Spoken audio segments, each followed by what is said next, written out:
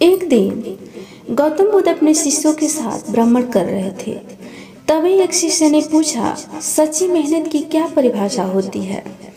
क्या आप मेरी इस जिज्ञासा का समाधान करेंगे? गौतम बुद्ध ने कहा, अवश्य, मैं तुम्हें एक कथा सुनाता हूँ। इससे स्वयं मेहनत की परिभाषा समझ जाओगे। यह कहते हुए अपना कथा प्रारंभ किया। किसी गांव में एक किसान रहता था। उसकी थोड़ी सी खेती थी। उस खेती से जो कुछ भी मिल जाता था उसी से वह अपनी गृहस्थी की गुजर बसर कर लेता था। कभी किसी के आगे हाथ नहीं फैलाता था। संयोग से उस किसान का एक बैल मर गया। बेचारा बड़ी परेशानी में पड़ गया। खेत को बोना जरूरी था, पर बोए कैसे? बैल तो एक ही रह गया था। उसने बहुत सोचने के पश्चात एक फैसला किया।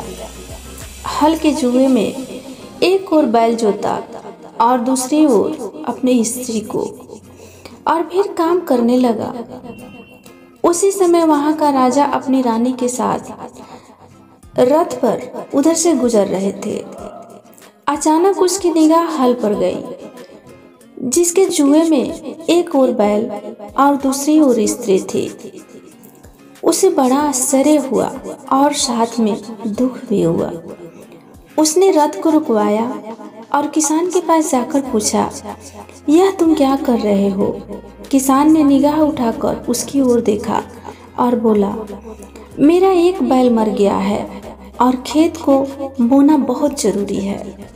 राजा ने कहा, कहीं स्त्री से बैल का काम लिया जाता है? किसान ने बोला, क्या करूं और उपाय ही क्या है? राजा ने कहा, तुम मेरा एक बैल ले लो, जाओ, मेरे पास इतना समय नहीं है। इतना कहकर किसान ने बैल को आगे बढ़ा दिया। राजा ने कहा, तुम अपनी स्त्री को बैल लाने के लिए भेज दो। जब तक वह आए तब तक मैं उसके स्थान पर काम करूंगा। किसान की स्त्री ने कहा, तुम तो बैल देने को तैयार हो, पर तुम्हारी पत्नी ने इनकार कर दिया तो? नहीं, ऐसा नहीं होगा, राजा ने कहा।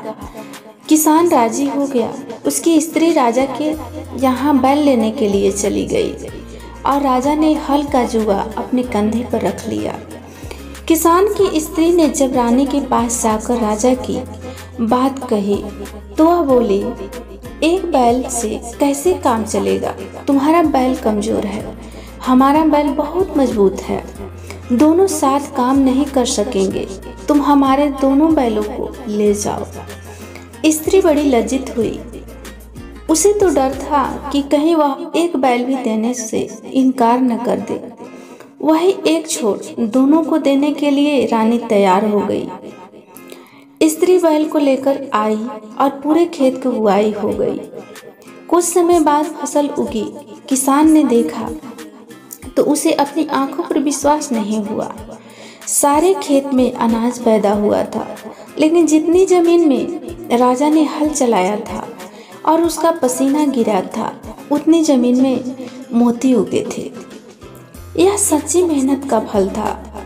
जहाँ राजा जनता की सेवा में अपना पसीना बहाता था, वहाँ ऐसा ही फल मिलता है। गौतम बुद्ध ने अपनी कथा को समाप्त किया और शिष्य से पूछा कि क्या तुम्हारा जिज्ञासा शांत हुआ?